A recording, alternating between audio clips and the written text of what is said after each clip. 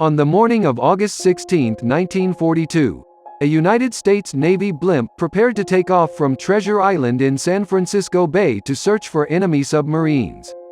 Despite the fact that the United States had only entered World War II 9 months earlier, Japanese submarines had sunk at least a half-dozen Allied ships off the American west coast. Japan's frontline combat sub, I-17, even shelled one of California's largest oil drilling facilities in February 1942, the first time a country attacked the U.S. mainland since the British shelled New Orleans during the War of 1812.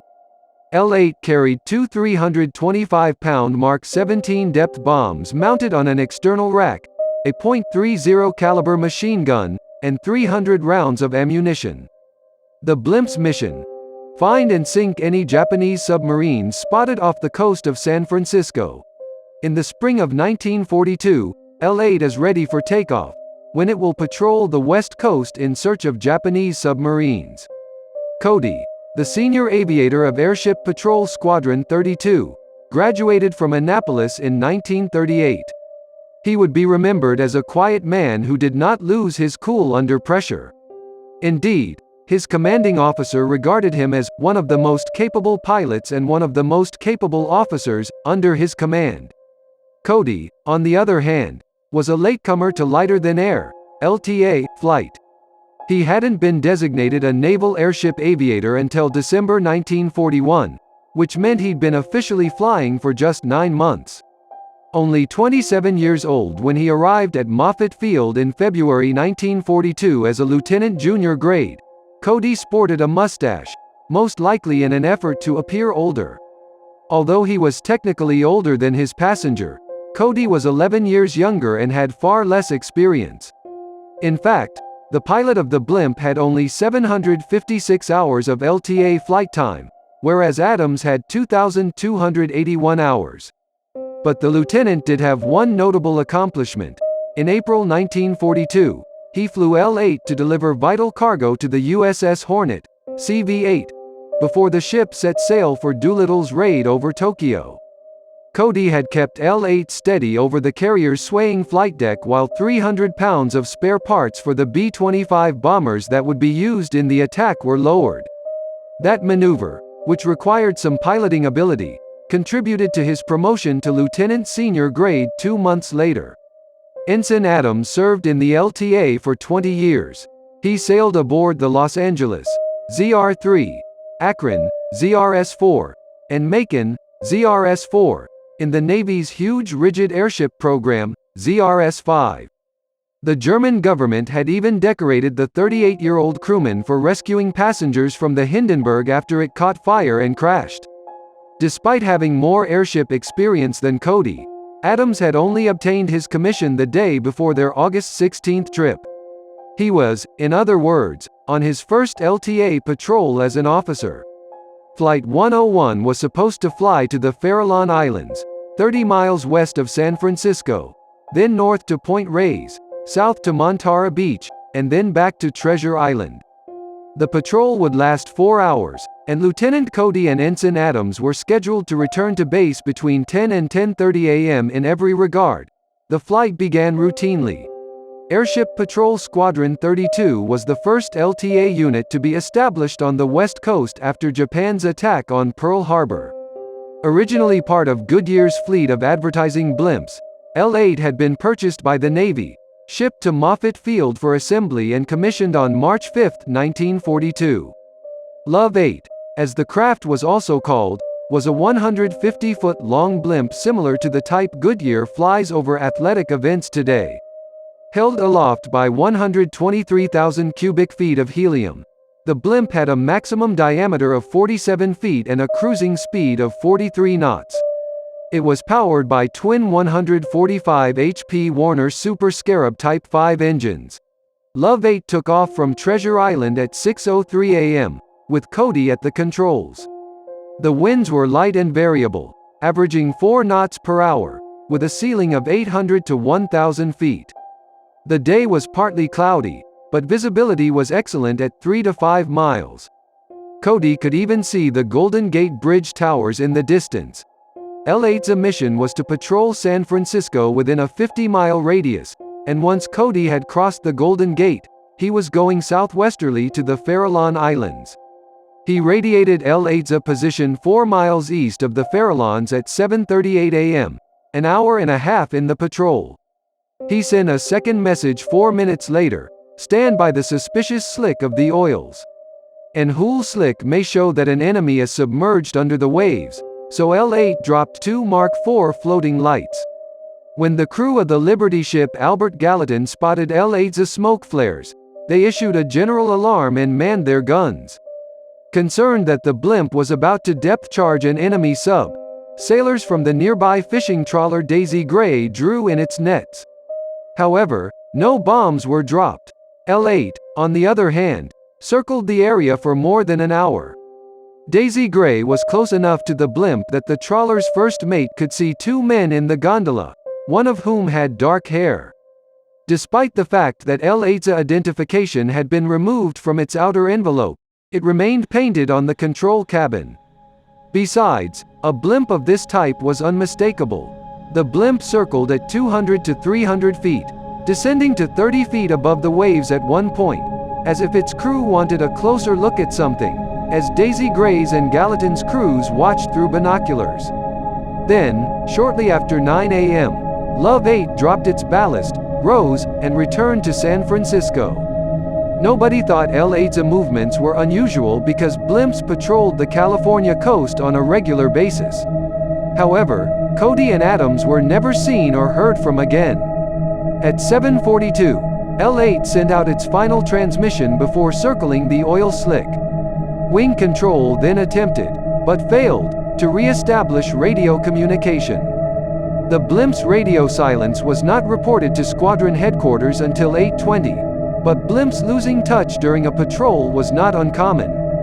Cody and Adams, on the other hand, had more than enough fuel to return to base. When L8 didn't answer by 8:50 p.m., 2 VOT-OS-2U Kingfisher floatplanes were dispatched to look for the blimp. Other planes in the region were also warned to keep an eye out. The next clue to L8's location came at 10:49 p.m., when a Pan American Clipper pilot reported spotting the blimp flying above the Golden Gate Bridge. He saw no problems with the ship, which appeared to be in good hands and heading back to base. L8 was seen 3 miles west of Salada Beach at 11 a.m., ascending through the overcast at 2,000 feet, according to one of the Kingfishers. The airship began to descend a few minutes later, disappearing in the sky.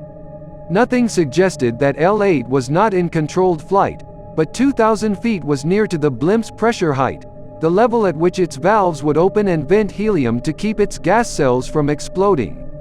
The crew would normally have avoided exceeding the pressure level, but apparently had ignored this restriction for some reason.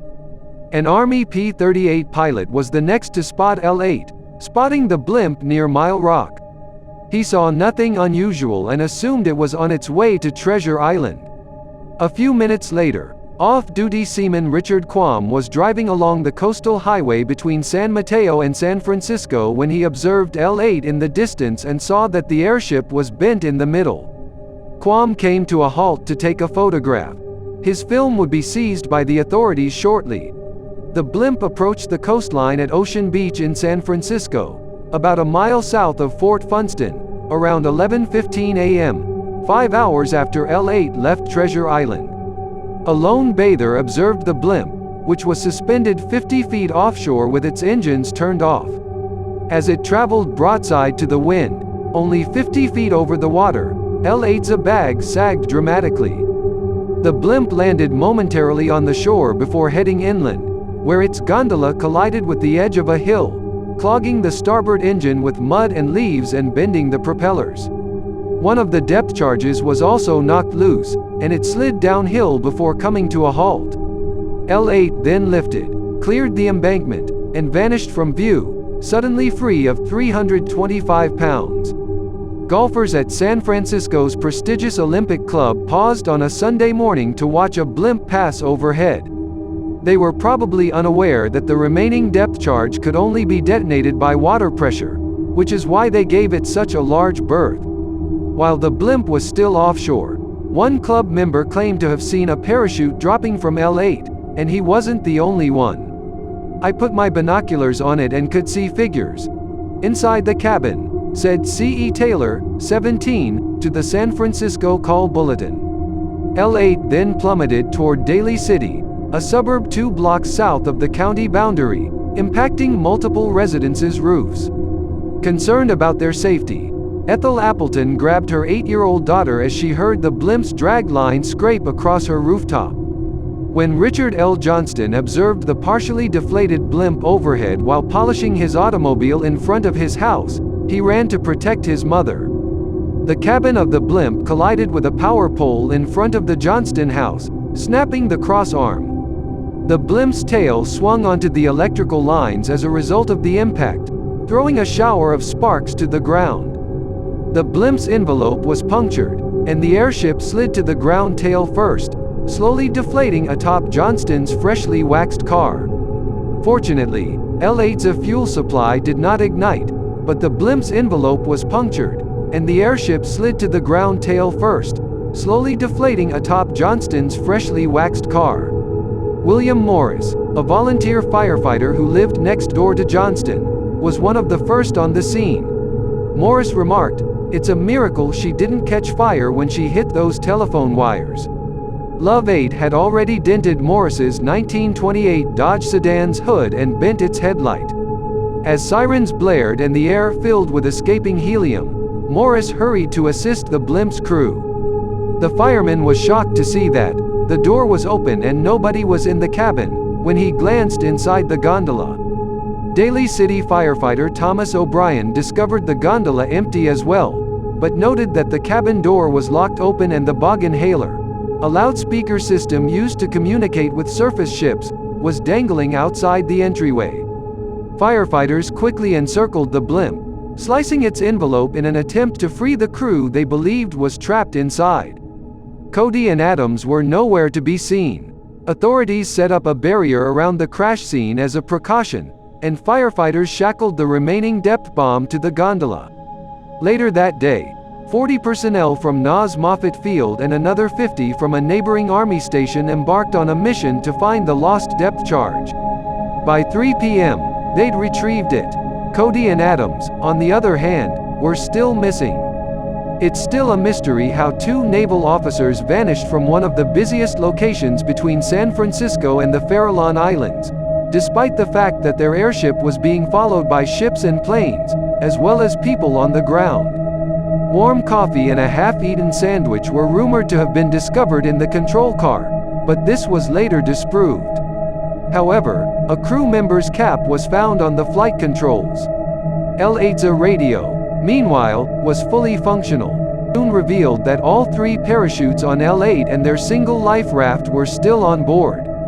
2 of the 5 bombs of the blimp were missing, but these were taken into account because they were marked with oil slick by the crew. Behind the pilot's seat was found a briefcase containing classified material. The engines of L8 were perfectly functional. The ignition switches were activated and flight control instruments and flight control's normal operation were carried out, with 4 hours of gas in the fuel tanks remaining. In other words, L8 was in perfect working order except for the fact that it lacked a crew. True, 2 of the 3 life jackets on board were missing, but regulations mandated that Cody and Ensign Adams wear life jackets while patrolling over water. It's understandable that they would vanish with the mails. The only oddity was that the blimp's batteries had been depleted and a portion of its fuel supply had been emptied. Normally, a blimp would not discharge gasoline unless it was in a rush to improve buoyancy. Because L8 didn't appear to satisfy that need, it was unclear why fuel had been squandered and its engines had become idle. The U.S. Navy immediately launched a massive search for the 2 missing men. Air raid wardens and San Mateo County Highway Patrol officers spent the night combing the area where L8 had washed up. The Navy ships and planes, aided by the Coast Guard, searched the Pacific for the next 3 days. Despite the calm seas and good visibility, Cody and Adams were nowhere to be found. The Navy informed the men's wives that their husbands were officially listed as missing. When asked if L8 could have been attacked by the enemy, A Navy spokesman said, "That's very unlikely." Commander Donald M. Mackey, the commanding officer of Moffett Field, said he was at a complete loss to explain the mystery, and a second spokesman agreed. Nothing the Navy knows now has provided a satisfactory explanation of what happened. The Navy convened an investigation board 2 days later, led by Commander Francis Connell.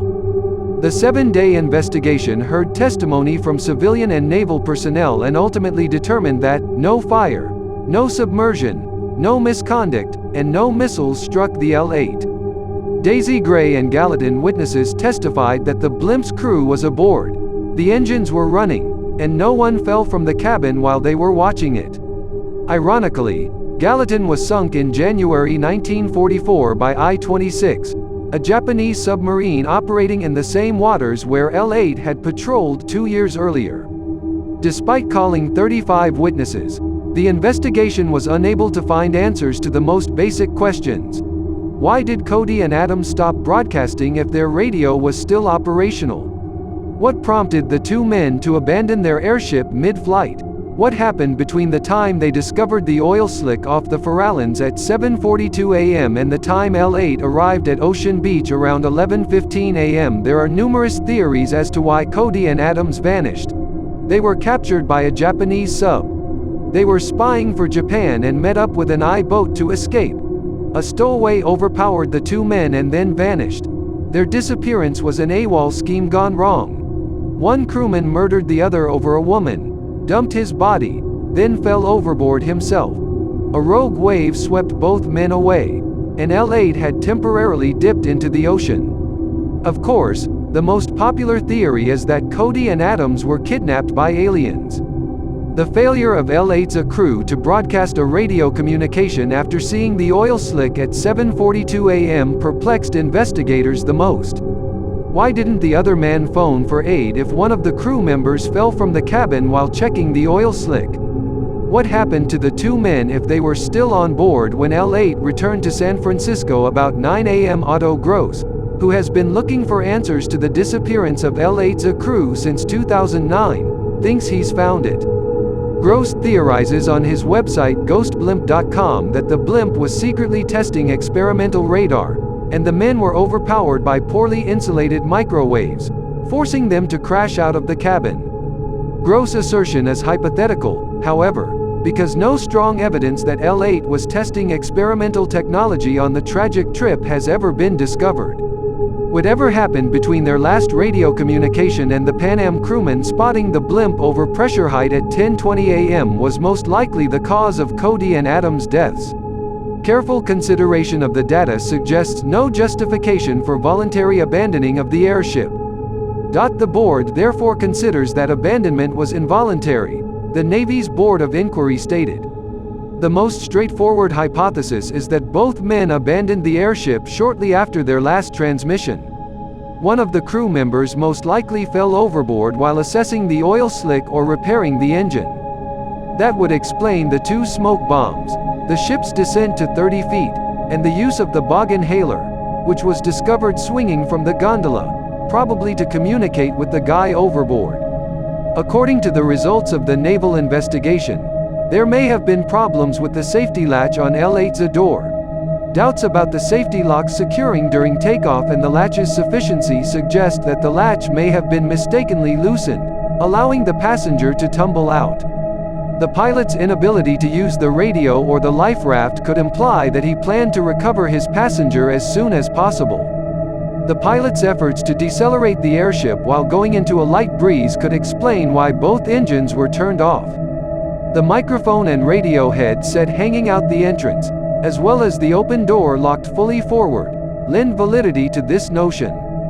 The pilot could have gone overboard in such an endeavor. There is no other plausible reason for the loss of an airworthy aircraft. L-8 was promptly repaired and put back into service as a training ship. The Navy transferred the blimp to the Goodyear Tire and Rubber Company after World War II, which restored the interior and renamed the vessel America. From 1969 through 1982, when it was retired, the blimp toured around the country broadcasting sporting events. The control car was donated to the Naval Aviation Museum in Pensacola, Florida, in 2003, and it was refurbished. It is now on display in the same configuration as it was in August 1942, with the same markings. Cody and Adams were legally pronounced dead a year after they went missing. The incident was officially classified as 100% unknown, undetermined, by the Navy, which put an end to the investigation. Nonetheless, the LTA version of the mystery surrounding the Mary Celeste, a British ship discovered adrift in the Atlantic in 1872, continues to intrigue us now. There are numerous websites dedicated to the occurrence, and the crew's disappearance was also the subject of a 1993 episode of the TV program Unsolved Mystery. The truth is that we'll never know what happened to Cody and Adams. It's unlikely that their bodies will ever be discovered. In other words, the L8 story has all the hallmarks of a classic mystery. Two men simply disappeared.